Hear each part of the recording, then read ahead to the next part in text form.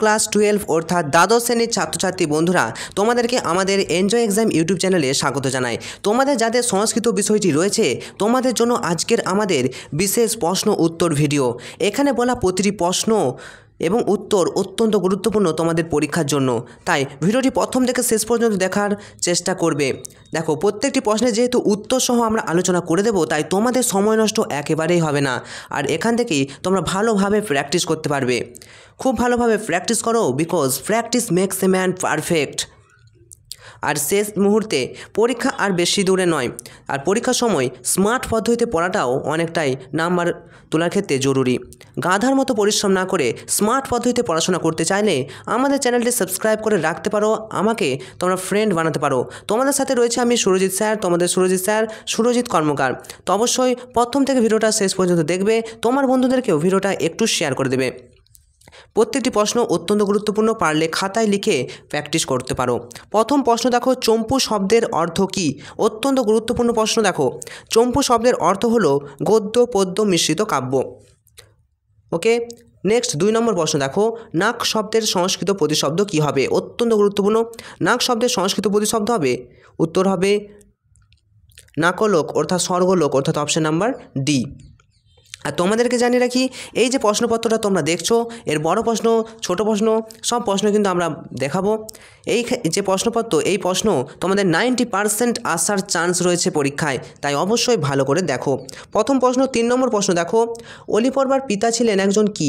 উত্তর হবে অলি পর্বার পিতা ছিলেন দরিদ্র, অর্থাৎ অলি পর্বার পিতা ছিলেন খুবই দরিদ্র। নেক্সট, অলি পর্বা কখন বনে যেতেন? উত্তর হবে অলি পর্বা ভোরে বনে যেতেন। নেক্সট, গঙ্গা কোন দেবতার জটাজালে বিহার করেন? অর্থাৎ গঙ্গা কোন দেবতার জটাজালে আছে? সবাই জানো, তো এটা হবে মহাদেব, অর্থাৎ অপশন নাম্বার সি। 6 নম্বর প্রশ্ন দেখো, দেবতাদের ঈশ্বরী কে ছিলেন? অর্থাৎ দেবতাদেরও আবার ঈশ্বর, উত্তর হবে গঙ্গা। এখানে যেহেতু দেবী গঙ্গা আছে, উত্তর হবে দেবতাদের ঈশ্বরী হচ্ছে গঙ্গা। তোমাদের গঙ্গা স্তোত্রম থেকে নেওয়া হয়েছে।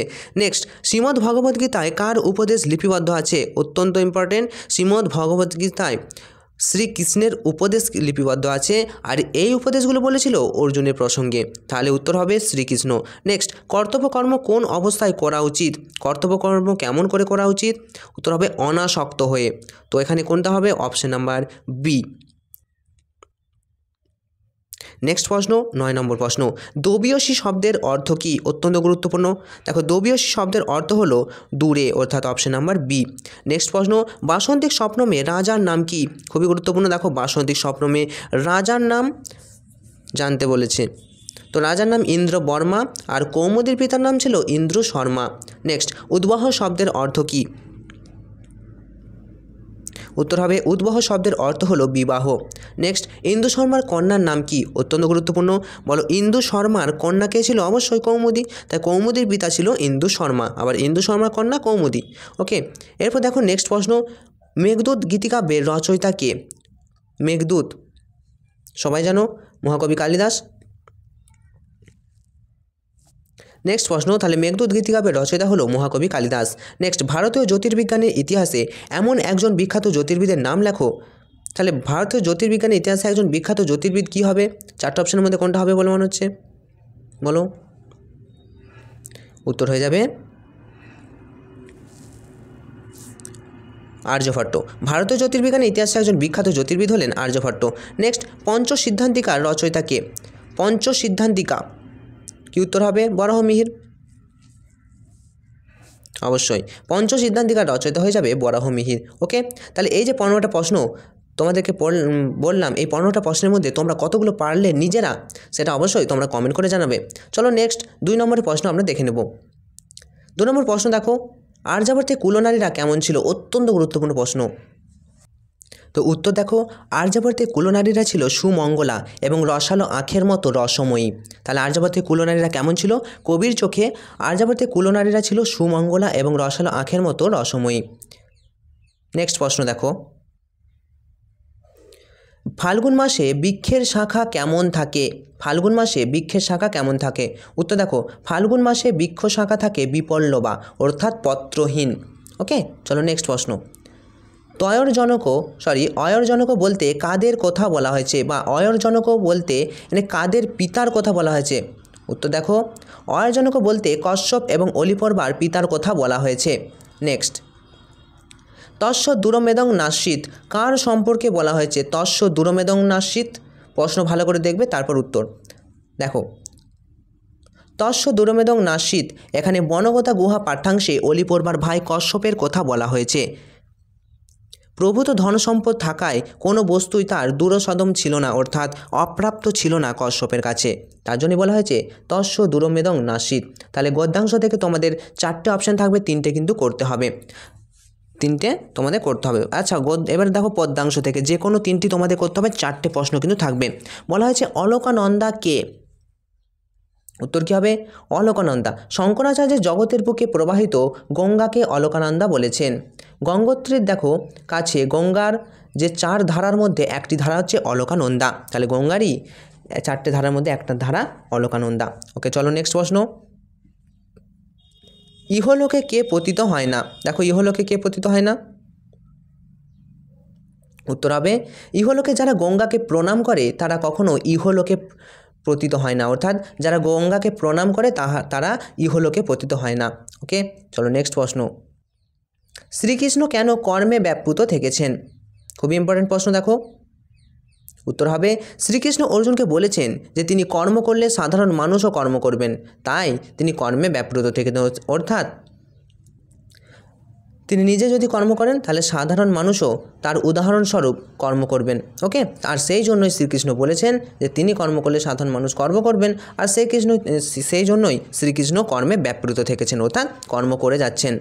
নেক্সট প্রশ্ন দেখো, নিয়ত কর্ম কী? দেখো স্বাস্থ্যবিহিত কর্মকে নিয়ত কর্ম কিন্তু বলা হয়।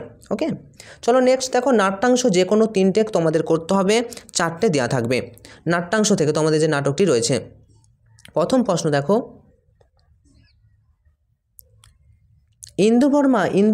ইন্দু শর্মা ইন্দুবর্মার কাছে কী চেয়েছিলেন? ইন্দু শর্মা ইন্দুবর্মার কাছে কী চেয়েছিলেন? আচ্ছা কী চেয়েছিলেন দেখো, ইন্দু শর্মা রাজা ইন্দুবর্মার কাছে তার মেয়ে অবাধ্য হলে দেশের প্রথা অনুযায়ী যেন শাস্তি পায় সেটাই চেয়েছিলেন।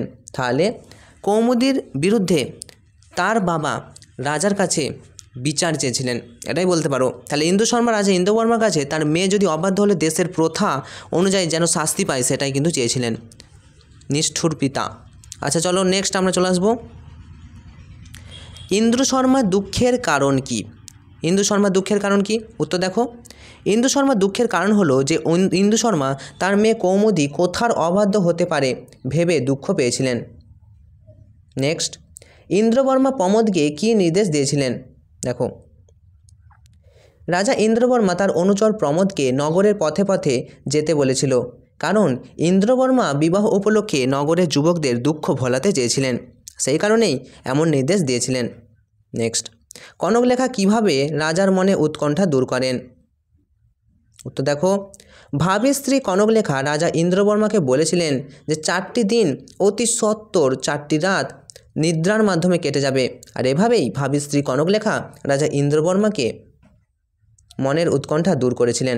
এরপর দেখো সাহিত্যের ইতিহাস, এখান থেকে তোমাদের 3টে থাকবে, যে কোনো 2টি তোমাদের করতে হবে। সাহিত্যের ইতিহাস মোস্ট ইম্পর্টেন্ট। চরক সংহিতা ছাড়া অপর একটি আয়ুর্বেদ শাস্ত্রের নাম লেখো।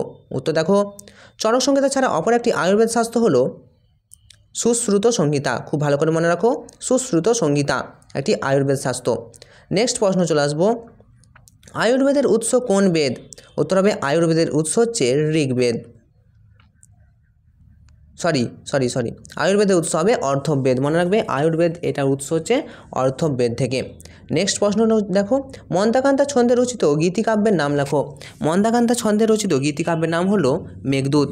মেঘদূত এটি কিন্তু মন্দাকান্তা ছন্দে রচিত। চলো এরপর দেখো, তো এই 1 নম্বরে তোমাদের যে 15টি প্রশ্ন তোমাদের সাথে আলোচনা করলাম, এই 15টি প্রশ্নের মধ্যে তোমরা কতগুলো পারলে অবশ্যই কমেন্ট করে জানাবে। তোমাদের কীরকম লাগছে, কোশ্চেন কি সহজ? তো তোমরা জেনে রাখো এরকম টাইপের কোশ্চেন কিন্তু আসবে। ওকে, চলো নেক্সট। এরপর কীরকম টাইপের বড় প্রশ্ন আসতে পারে একবার তাড়াতাড়ি দেখে নাও। দেখো নিম্নলিখিত প্রশ্নগুলির উত্তর দাও। এখানে দেখো গদ্যাংশ থেকে যে কোনো একটি তোমাদের করতে হবে, 2টো দেওয়া থাকবে, একটা করতে হবে। খুব ভালো করে দেখো। প্রথম প্রশ্ন বলেছে যে আর্যাবর্ত বর্ণনাম গদ্যাংশ অনুসারে আর্যাবর্তের বর্ণনা দাও। Most important. বনগতা গুহা গদ্যাংশে অলিপর্বা কর্তৃক দৃষ্ট দস্যুদের কার্যকলাপ বর্ণনা করো। খাতায় লিখে প্র্যাকটিস করো। এই দুটোর মধ্যে তোমাদের একটা করতে হবে। চলো এবার পদ্যাংশ থেকে দেখো যে কোনো একটি। গঙ্গাকে শঙ্কর মৌল বিহারিণী বলা হয়েছে কেন, বা সম্বোধনের সার্থকতা নির্ণয় করো। এখানেও তোমাদের দুটো থাকবে, একটা করতে হবে।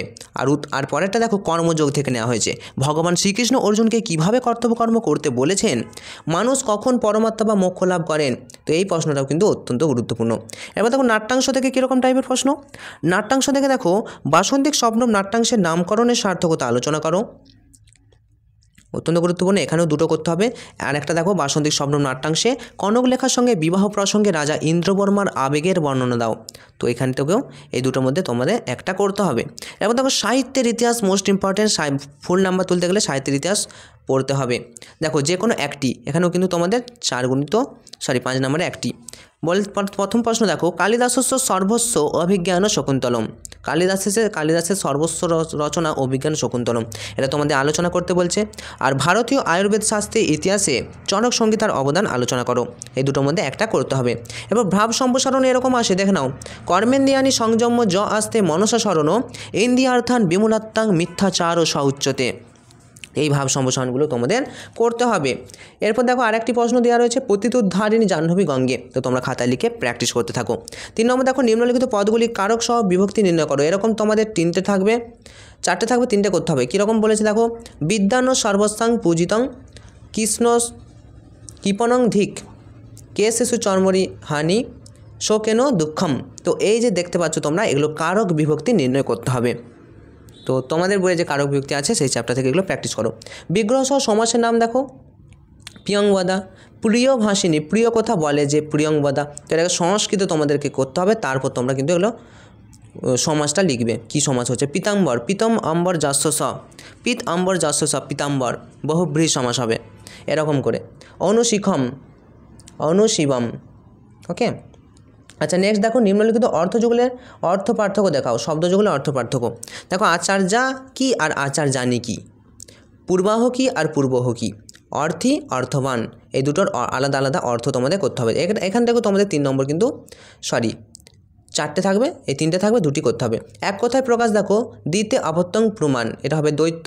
কুটিলং গচ্ছতি জঙ্গমতে, গন্তুম ইচ্ছসি পূর্ব ভৃত, এগুলো সব তোমাদেরকে দেখতে হবে।